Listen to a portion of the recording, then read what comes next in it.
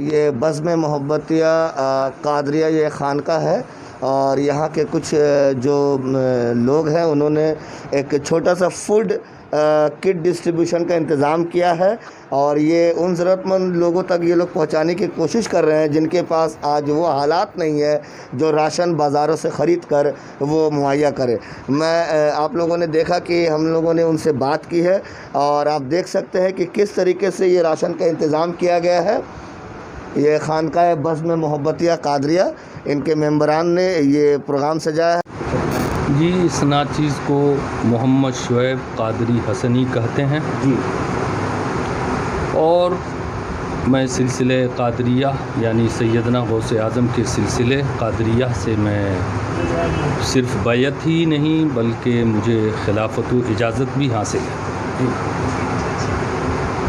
تو آج جو آپ لوگ جو پروگرام کر رہے ہیں اس کے تعلق سے کچھ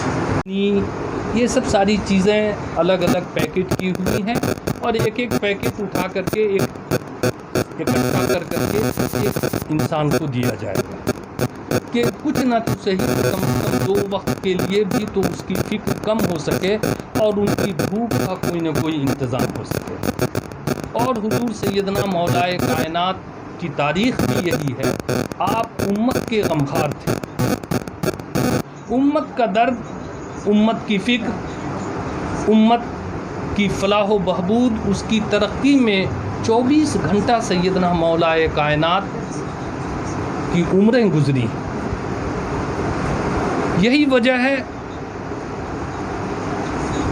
کہ آقا رحمت سرور دو جہاں صلی اللہ علیہ وسلم نے ارشاد فرمایا، اور یہ بخاری کی روایت ہے، حضرت جابر رضی اللہ تعالی عنہ اس روایت کے راوی ہیں، فرماتے ہیں ان جابر قال قال رسول اللہ صلی اللہ تعالی علیہ وسلم ان اللہ عز وجل جعل ذریۃ کل نبی فی صلبہ وَأَنَّ اللَّهَ جَعَلَ ذُرِّيَّتِي فِي صُلْبِ علی ابن ابی طالب رضی اللہ تعالیٰ۔ یعنی آقا رحمت ارشاد فرماتے ہیں کہ ہر نبی کا جو سلسلہ بڑھا، پھلا، پھولا، آگے گیا، ہر نبی کا، جتنے بھی انبیاء و رسول اس دنیا میں آئے، تو میرے آقا ارشاد فرماتے ہیں کہ ہر نبی کی نسل جو ہے کو آگے بڑھانے کی ذمہ داری، آگے بڑھانے کا ذریعہ اللہ تبارک تعالیٰ نے اس نبی کے صلب کو قرار دیا۔ لیکن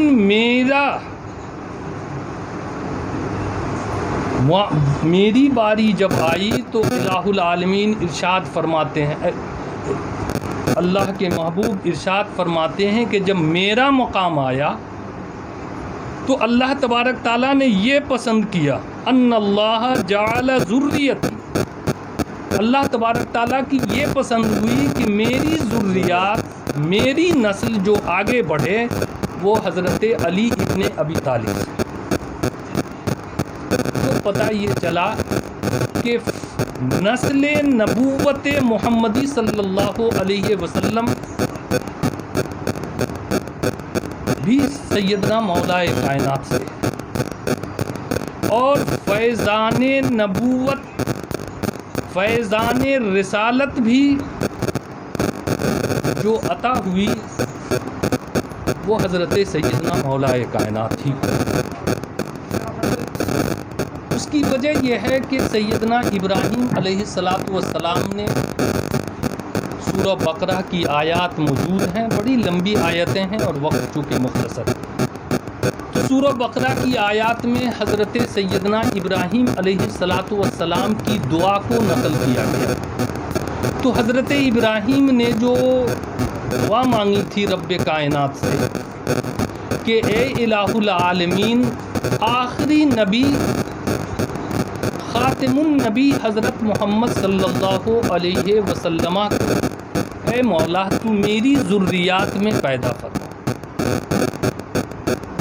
اور دوسری دعا حضرت ابراہیم کی یہ تھی کہ اور میری ذریات کو امامت عطا کر، جیسا کہ قرآن مقدس شاہد ہے وَإِذِ ابْتَلَىٰ إِبْرَاهِيمَ رَبُّهُ بِكَلِمَاتٍ، جب آزمایا ان کے رب نے مختلف طریقوں سے حضرت سیدنا ابراہیم کو فَأَتَمَّهُنَّ،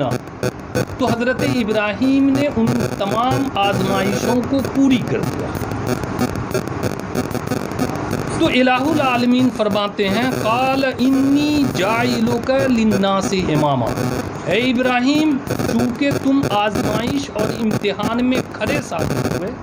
اس لیے میں تم کو لوگوں کا امام بنانے جا رہا ہوں، پیشوا بنانے جا رہا ہوں، مقتدا بنانے جا رہا ہوں۔ تو حضرت ابراہیم نے اسی وقت عرض کیا تھا قال ومن ذریتی، اے الہ العالمین یہ امامت ابراہیم ہی تک محدود مت رکھنا بلکہ میری ذریات میں بھی اس امامت کو جاری رکھنا۔ تو پتہ یہ چلا یہ بھی سورہ بقرہ کی آیت ہے۔ اس آیت مبارکہ سے یہ بات واضح ہو جاتی ہے کہ دوسری دعا جو سیدنا ابراہیم نے کی تھی کہ مولا میری نسل سے میری ذریات میں امامت عطا کر، تو ختم نبی کی حیثیت سے جب آقائے رحمت سید کونین صلی اللہ علیہ وسلم اس دنیا میں تشریف لائے تو حضرت ابراہیم کی پہلی دعا قبول ہوئی۔ اب رہا کہ ذریات میں امامت، اور حضور کے کوئی بیٹا نہیں تھا، نسلی بیٹا سلبی بیٹا نہیں تھا، اور فیضان نبوت کی ذمہ داری یہ کوئی معمولی ذمہ داری یا معمولی منصب نہیں تھا، یہ بہت ذمہ داری کا معاملہ تھا۔ اس لیے ضرورت تھی کہ یہ ذمہ داری ایسی شخصیت کو سونپی جائے جو ہر اعتبار سے کامل و اکمل ہو، کمپلیٹڈ ہو، اور ایسی فیملی سے ہو جس فیملی کا شمار دنیا کے اچھی سے اچھی بہتر سے بہتر فیملی۔ ہم نے آپ کی بات سنی، آپ نے بہت اچھے بیانات پیش کیے۔ ایک سوال ہے چھوٹا سا جی، کہ آپ یہ خانقاہ محبتیہ قادریہ کے سلسلے سے آپ تعلق رکھتے ہیں اور آپ لوگوں نے آج یہاں کچھ ضرورت مند لوگوں کے لیے یہ راشن کا انتظام کیا، یہ بہت اچھے سوچ، اچھے خیالات ہیں۔ لیکن سوال یہ ہے کہ جس طریقے سے لاک ڈاؤن چل رہی ہے اور صرف ہمارے ملک ہمارے وطن ہندوستان میں نہیں بلکہ پورے دنیا کے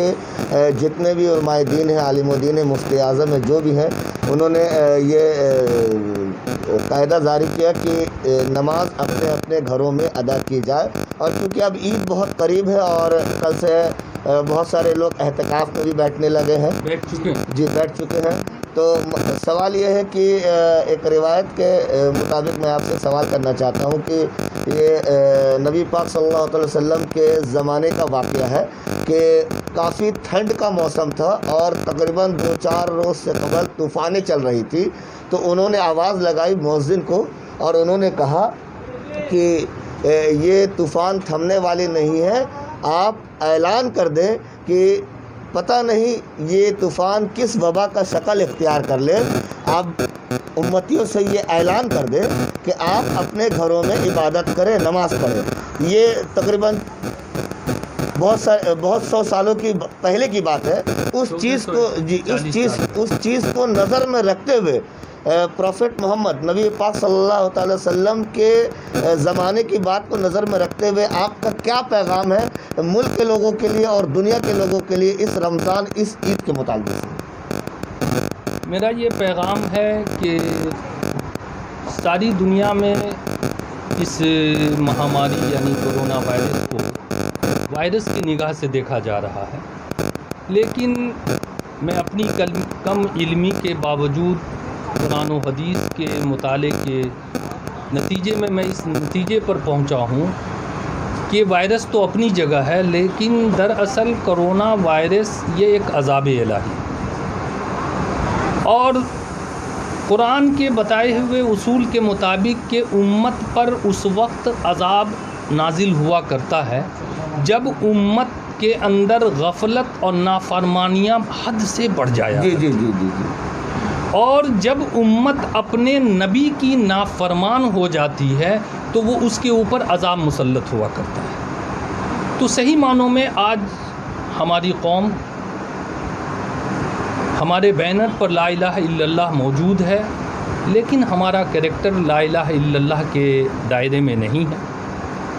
اور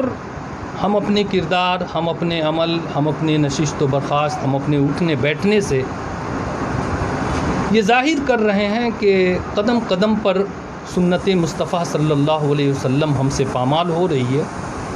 اور ایک ایک انداز سے حکم الہی ہم سے ٹوٹ رہا ہے۔ تو اس وجہ کر کرونا وائرس کی شکل میں اللہ تبارک تعالیٰ نے ایک اس عذاب کا نزول فرمایا، اور اس سے رہائی کی تدبیر قرآن نے یہی کہا ہے کہ تم اللہ کی بارگاہ میں عبادت، گریہ وزاری، استغفار اور توبہ کے ذریعے سے اللہ سے نصرت و اعانت حاصل کر کے اس عذاب سے بچ سکتے ہیں۔ اس لیے ساری اقوام عالم کو بالعموم اور اقوام مسلم کو بالخصوص یہ میں پیغام دینا چاہتا ہوں کہ یہ بڑی مصیبت کی گھڑی ہے، اور بحیثیت مسلمان کے قرآن ہمارے لیے ایک آئیڈیل ہے۔ تو قرآن نے کہا یا ایھا الذین آمنوا استعینوا بالصبر والصلاۃ۔ تو اس مصیبت اور اس کٹھنائی اور اس کلفت کی گھڑی کا مقابلے کے لیے جو قرآن نے ہمیں میک اپ مائنڈ کیا، ہمیں ذہنی طور سے تیار کیا کہ سب سے پہلے تم صبر کرو اس پر اور نماز کی پابندی کرو۔ جی بہت اچھی بات ہے آپ نے بتائی ہے۔ بہت بہت شکریہ۔ ہم جاننا چاہیں گے کہ آپ لوگ آج اس تعلق سے کیا دے رہے لوگوں کو، ہم یہ ناظرین کو دکھانا چاہ رہے ہیں۔ آپ تھوڑا آئے، ہم دکھانا چاہیں گے، آپ تھوڑا دکھائیں کہ آپ لوگ کیا دے رہے ہیں، کتنے لوگوں کو کیا کیا چیز دے رہے سب سے بڑا بات ہے یہ 100 آدمی کا انتظام کیا گیا۔ 100 آدمی۔ اس میں ہے چاول ہے، اچھا دال ہے، آٹا ہے، اچھا چینی ہے۔ اچھا اور یہ کس طرح لوگ کیا لائن لگا کے دیں گے یا لوگوں کے گھر تک پہنچائیں گے؟ کوپن سب کا